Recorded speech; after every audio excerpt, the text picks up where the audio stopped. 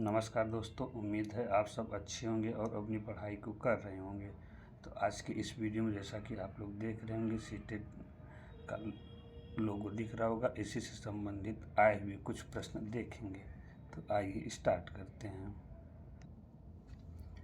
LPG किसका संक्षिप्त रूप है? लो पेड गैस, लोकल पैसेंजर गाड़ी, liquefied petroleum gas, local petroleum gas. तो एलपीजी का पूरा नाम लिक्विफाइड पेट्रोलियम गैस यानी कि ऑप्शन नंबर सी सही हो जाएगा। अगला क्वेश्चन देखते हैं। निम्नलिखित में अंतर्राष्ट्रीय संस्था में कौन सी संस्था वन्य जीव संरक्षण की प्रति समर्पित है? UNEPA, UNDP, UNESCO, WHO. तो यूएनईपी यानी यूनाइटेड नेशन पॉपुलेशन फंड, इसकी स्थापना न्यूयॉर्क में हुआ था। यूएनडीपी यानी United Nation Development Programme, UNSCO United Nations Educational Scientific and Cultural Organisation, इसकी स्थापना जो पुराने स्थल हैं उनके संरक्षण के लिए किया गया था। डब्ल्यूएचओ यानी वर्ल्ड हेल्थ ऑर्गेनाइजेशन, इसकी स्थापना 7 अप्रैल 1948 को जिनेवा में किया गया था। वन्य जीव संरक्षण के प्रति समर्पित यूएनईपीए संस्था है, यानी ऑप्शन नंबर ए इसका सही आंसर होगा। अगला क्वेश्चन देखते हैं। झूम खेती होती है केरल में, बिहार में, मेघालय में, तमिलनाडु में। तो झूम खेती भारत के उत्तर पूर्वी राज्यों में किया जाता है। उत्तर पूर्वी राज्य असम, मणिपुर, मिजोरम, नागालैंड। इसका सही आंसर होगा केरल। अगला प्रश्न देखते हैं। निम्नलिखित में से कौन द्वितीय श्रेणी के उपभोक्ता है? हाथी, सांप, शेर, बकरी। तो किस उपभोक्ता प्रथम श्रेणी की उपभोक्ता, द्वितीय श्रेणी की उपभोक्ता, तृतीय श्रेणी की उपभोक्ता? प्रथम श्रेणी की उपभोक्ता वे उपभोक्ता होते हैं जो भोजन के रूप में चारा को ग्रहण करते हैं। द्वितीय श्रेणी के वे उपभोक्ता जो चारा का उपयोग करके अपना भरण पोषण करते हैं।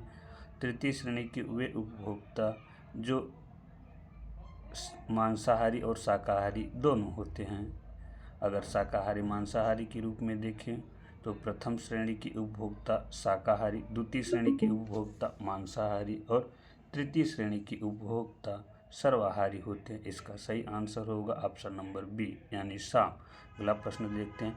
निम्नलिखित में से किस जनपद में चंद्रप्रभा वन्य जीव अभयारण्य स्थित है? लखीमपुर खीरी, चंदौली, लखनऊ, वाराणसी।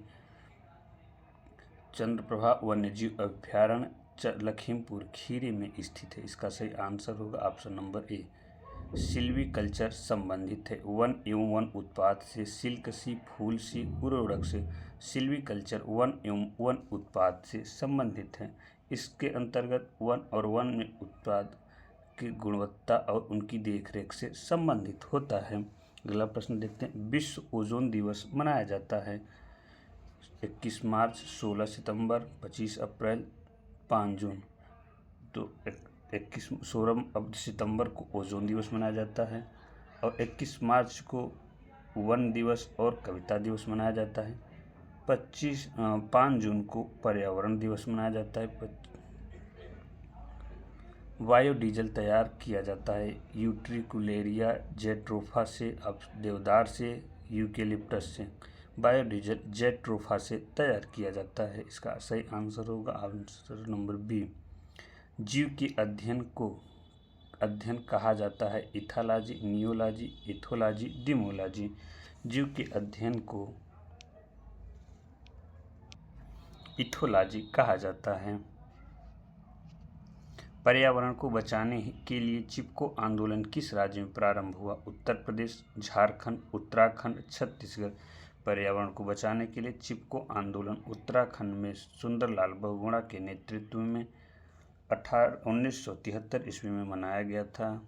इसका सही आंसर होगा ऑप्शन नंबर सी यानी उत्तराखंड। पर्यावरण की परिभाषा क्या है? एबायोटिक एवं बायोटिक घटक, समुद्र तल के नीचे पृथ्वी पर वस्तुएं, चीज़ें जो हमको दिखती हैं, नन कोई नहीं। इस पर्यावरण की सही परिभाषा बायोटिक एवं एबायोटिक घटक होता है, यानी ऑप्शन नंबर ए इसका सही आंसर होगा। चमगादड़ स्तनधारी है क्योंकि वह उड़ता है, रात्रिचर है, शाकाहारी है, बच्चे देता है। तो स्तनधारी का होता है कि वह अपने बच्चों को दूध पिलाता है, तो यह बच्चे देता है, इसकी वजह से यह स्तनधारी की श्रेणी में आता है। इसका सही आंसर होगा ऑप्शन नंबर डी। पृथ्वी पर पहुंचने से पहले ओजोन परत किन किरणों को अवशोषित करती है? गामा किरण, एक्स किरण, परावैंगनी किरण, बीटा किरण। ओजोन परत परावैंगनी किरण का अवशोषण करती है, जो हमारे त्वचा के लिए अत्यंत खतरनाक होता है। यह अगर पृथ्वी पर आए तो पृथ्वी पर चर्म रोग से संबंधित अनेक बीमारियों का होने प्रारंभ हो जाएगा। अगला प्रश्न देखते हैं। पर्यावरण जागरूकता का किसके द्वारा सृजन किया जा सकता है? व्याख्यान द्वारा, क्षेत्रीय भ्रमण द्वारा, समूह वार्तालाप द्वारा, अध्ययन के द्वारा। पर्यावरण जागरूकता का सबसे अगर अच्छा उपाय है तो क्षेत्रीय भ्रमण, यानी ऑप्शन नंबर बी सही होगा। सीएनजी का ईंधन किस रूप में इस्तेमाल होता है? वाहनों में, उद्योग में, खाना बनाने में, वाहन एवं उद्योग में। ऑप्शन नंबर ए इसका सही होगा। सीएनजी का प्रयोग वाहनों में किया जाता है। लाइकेन है परजीवी, स्वपोषी, अपघटक, सहजीवी। लाइकेन सहजीवी का उदाहरण है। अगला प्रश्न देखते हैं। समुद्री शैवाल किसका महत्वपूर्ण स्रोत है? क्लोरीन का, ब्रोमीन का, आयोडीन का, लोहा का। समुद्री शैवाल जो है आयोडीन का मुख्य स्रोत है, जिसके द्वारा आयोडीन की कमी से मनुष्य में घेंघा रोग होता है। इसका सही आंसर होगा ऑप्शन नंबर सी। किस नदी में प्रदूषण स्तर की माप, किस नदी में इसमें होना चाहिए? नदी के प्रदूषण स्तर की माप की जाती है। एटीपी में, एसटीपी में, बीओडी में, डब्ल्यूपीएल। इसका सही आंसर होगा बीओडी, यानी ऑप्शन नंबर सी इसका होगा। निम्नलिखित भारतीय राज्य में से किस राज्य में कोई समुद्री सीमा नहीं है? गुजरात में, गोवा में, राजस्थान, महाराष्ट्र। तो सर्वाधिक अगर समुद्री सीमा गुजरात बनाता है और राजस्थान इसमें नहीं बनाता, जबकि महाराष्ट्र भी बनाता है, गोवा भी समुद्री सीमा बनाता है। इसका आंसर होगा option number C Gujarat, Rajasthan.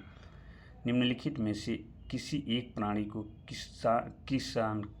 किसका मित्र कहा जाता है? किसान होना चाहिए, किसकी जगह पे कहा जाता है? चींटी को, केचुआ को, मधुमक्खी को, तितली को। तो किसान का मित्र केचुआ को कहा जाता है। अगर मधुमक्खी को कहा जाए या तितली को कहा जाए तो यह फसल के लिए उपयोगी होता है, क्योंकि यह